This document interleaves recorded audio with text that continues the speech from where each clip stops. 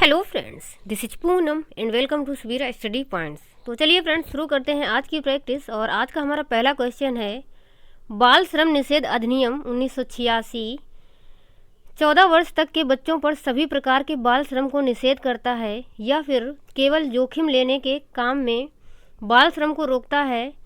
केवल स्कूल के दौरान बाल मजदूरी पर रोक लगाई गई या नियोक्ता पर बच्चों की शिक्षा की जिम्मेदारी को स्कूल को लागू करके बाल मजदूरी पर रोक लगाई गई। तो इसमें से बताइए कौन सा सही रहेगा। तो हमने बाल श्रम निषेध अधिनियम 1986 को पढ़ाया था, तब बताया था कि इसके अंतर्गत 14 वर्ष तक के बच्चों पर सभी प्रकार के बाल श्रम को निषेध किया गया था। तो ऑप्शन हमारा पहला वाला सही हो जाएगा।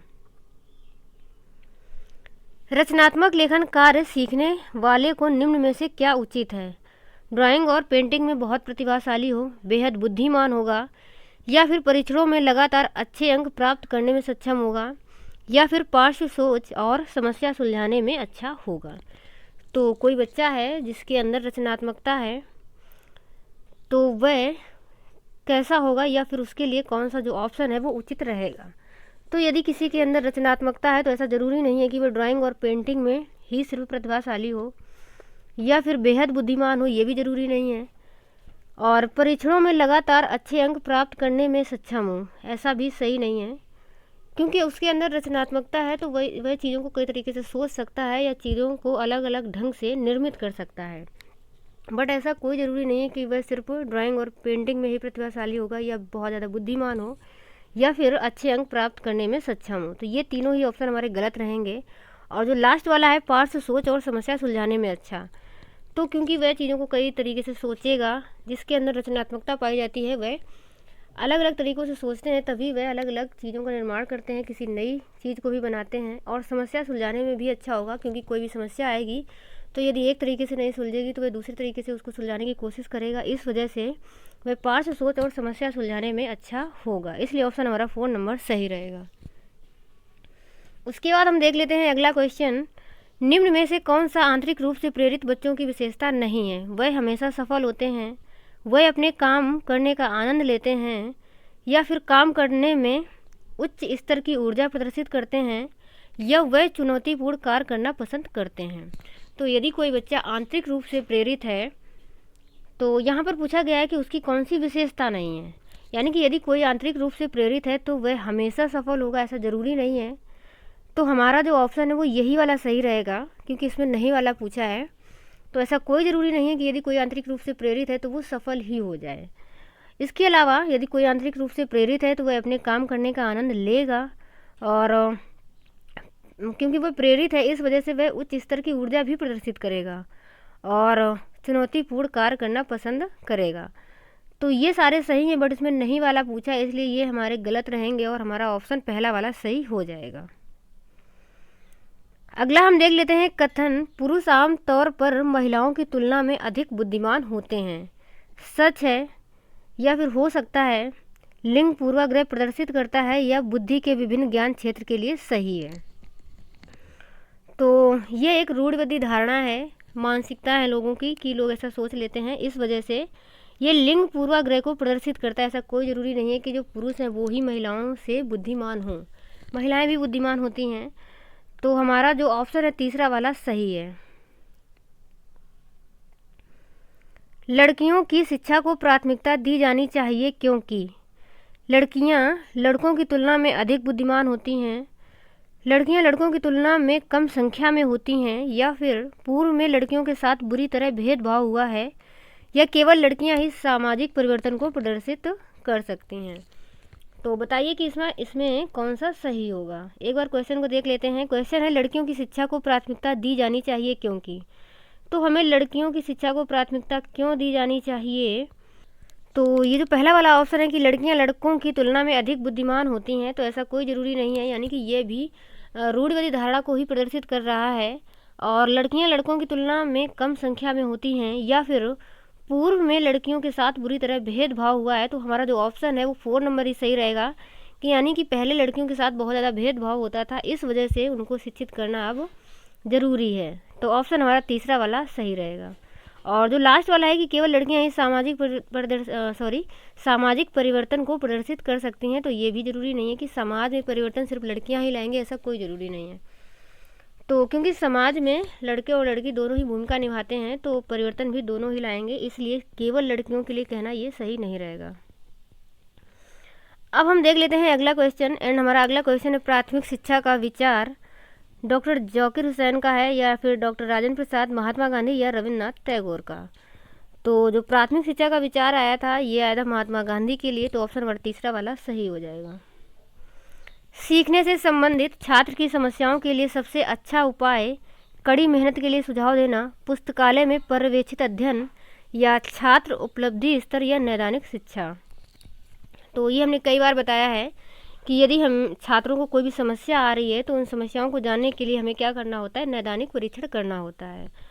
तो इस वजह से छात्रों की जो भी समस्याएं हैं उनको जानने के लिए हमें नैदानिक शिक्षा देनी होगी या फिर नैदानिक परीक्षण करना होता है। इसलिए ऑप्शन हमारा 4 नंबर सही हो जाएगा। सामाजिक समानता समर्थित है मार्क्सवाद द्वारा, पूंजीवाद, घरेलू संस्थान या समाजवाद द्वारा। तो जो सामाजिक समानता है इसके लिए हमारा ऑप्शन समाजवाद द्वारा सही हो जाएगा। मानव समाज की मूलभूत इकाई के रूप में जाना जाता है सामाजिक समूह, आदिवासी समूह, व्यक्तिगत या फिर परिवार।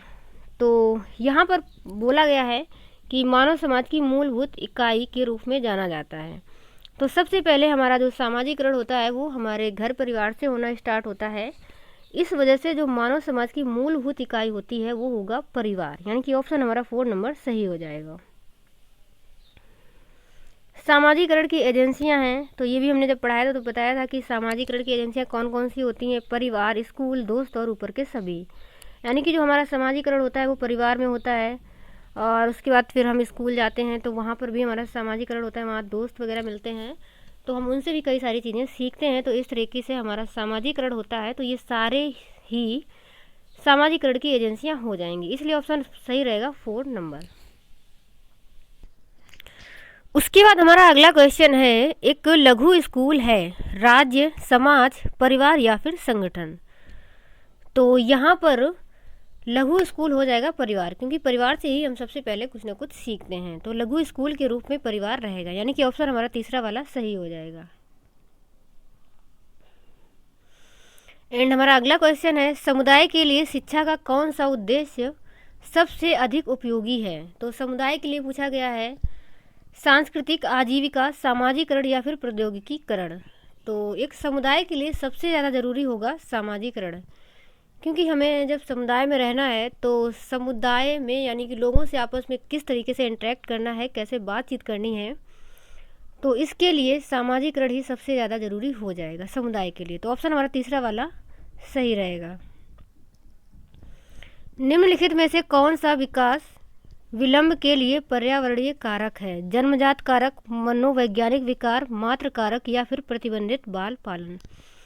तो कहने से मतलब ये है कि कौन सा विकास विलंब के लिए पर्यावरणीय कारक है, मतलब कौन सा ऐसा पर्यावरणीय कारक है जो विकास को विलंब करता है, मतलब जिससे फिर बच्चे का जो विकास है वो देरी से होता है। तो जन्मजात जो कारक होते हैं ये तो पर्यावरणीय कारक होता नहीं है, इसलिए ये तो वैसे ही गलत रहेगा।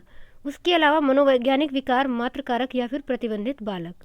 तो यदि आप वो बच्चे को प्रतिबंधित पर्यावरण में रखते हैं तो ऐसे में उसका जो विकास है वो देर से होगा, इसलिए ऑप्शन हमारा 4 नंबर सही हो जाएगा। एंड हमारा अगला क्वेश्चन है, अगर बच्चे ने चलना शुरू नहीं किया है तो उसे किस उम्र में बाल रोग विशेषज्ञ के पास भेजा जाना चाहिए, 12 महीने, 15 महीने, 9 महीने और 18 महीने। तो बताइए आप लोग कि जो इसका आंसर होगा वो कौन सा सही रहेगा, क्योंकि जब हमने विकास की अवस्थाएं पढ़ाया था तो उसमें ये चीज़ बताई थी कि एक जो बच्चा होता है वो नॉर्मल 1 साल में चलना सीखता है। इस वजह से इस उम्र में तो हम विशेषज्ञ के पास ले नहीं जाएंगे और उससे पहले भी ले जाने का कोई सवाल नहीं उठता। और साथ ही यदि 12 महीने में बच्चा एक चलना शुरू करता है तो यदि किसी का विकास कुछ बहुत लेट भी हो रहा है तो 2-3 महीने लेट भी हो सकता है, यानी कि 15-16 महीने में भी यदि वह चलना शुरू करता है तो भी कोई दिक्कत नहीं है। लेकिन यदि वह 18 महीने तक ही चल नहीं पाता है तो फिर हमें उसे बाल रोग विशेषज्ञ के पास ले जाने की ज़रूरत होगी, इसलिए ऑप्शन हमारा 4 नंबर सही हो जाएगा। अब हम देख लेते हैं अगला क्वेश्चन। इस तरह का विकास किस बात से संबंधित है कि क्या सही है और क्या गलत? भावुक, संज्ञानात्मक, नैतिक और सामाजिक।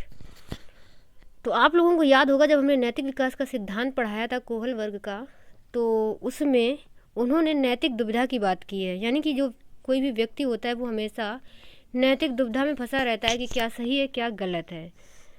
तो ये संबंधित होगा नैतिक से, यानी कि ऑप्शन हमारा तीसरा वाला सही हो जाएगा। अब हम अगला क्वेश्चन देख लेते हैं एंड हमारा अगला क्वेश्चन है, मोटर कौशल प्राप्त करने के लिए निश्चित क्रम है, जटिल, सरल से जटिल, जटिल से सरल या फिर इनमें से कोई नहीं। तो मोटर कौशल से मतलब है गतिक कौशल, जो भी आप हाथ पैर से कोई भी काम करते हैं तो वो उसके लिए जो निश्चित क्रम है वो कौन सा होगा? जटिल, ये तो ऑप्शन सही नहीं है। सरल से जटिल या जटिल से सरल। तो कुछ भी हमें सीखना होता है तो हम पहले सरल चीज़ों को सीखते हैं, उसके बाद जटिल, यानी कि ऑप्शन हमारा सेकेंड नंबर सही हो जाएगा, सरल से जटिल। एंड अगला क्वेश्चन है, किस मनोवैज्ञानिक के अनुसार शरीर की भांति मन की भी संरचनाएं होती हैं? जेरम ब्रूनर, जीन पियाजे, एरिक्सन या फिर कोई नहीं। तो ये कथन है और ये किसने कहा है? तो ये कथन है जीन पियाजे का। तो इसको आप लोग याद रखेंगे, यानी कि ऑप्शन हमारा सेकेंड नंबर सही रहेगा। मनोविज्ञान में सबसे पुरानी विधि है आत्मनिरीक्षण, अवलोकन, केस अध्ययन या फिर नैदानिक। तो मनोविज्ञान की जो सबसे पुरानी विधि है वो है आत्मनिरीक्षण, इसको आप लोग याद रखेंगे, इसलिए ऑप्शन हमारा पहला वाला सही हो जाएगा। उसके बाद हमारा अगला क्वेश्चन है, उस विधि का नाम बताएं जो एक समय में केवल एक व्यक्ति से संबंधित है और अपने समायोजन को बढ़ावा देती है। केस अध्ययन, प्रश्नावली, नैदानिक या फिर प्रायोगिक। तो यदि बात की जाए कि ऐसी विधि जो केवल एक ही व्यक्ति से संबंधित रहती है और अपने समायोजन को बढ़ावा देती है, तो यहाँ पर प्रश्नावली नहीं सही होगा, नैदानिक भी और प्रायोगिक भी सही नहीं रहेगा। यहाँ पर केस अध्ययन सही होगा। जो केस अध्ययन किया जाता है ये मतलब किसी व्यक्ति का किया जाता है, इस वजह से ये केवल एक व्यक्ति से संबंधित रहती है। तो ऑप्शन हमारा पहला वाला ही सही हो जाएगा।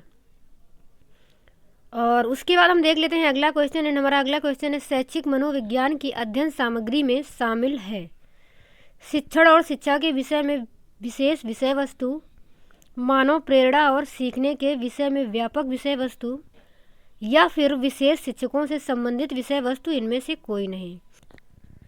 तो यहाँ पर शैक्षिक मनोविज्ञान की अध्ययन सामग्री के बारे में पूछा गया है, तो विशेष शिक्षकों से संबंधित विषय वस्तु ये भी सही नहीं रहेगा। मानव प्रेरणा और सीखने के विषय में व्यापक विषय वस्तु ये भी सही नहीं है, क्योंकि शैक्षिक मनोविज्ञान की बात हो रही है, इस वजह से शिक्षण और शिक्षा के विषय में विशेष विषय वस्तु।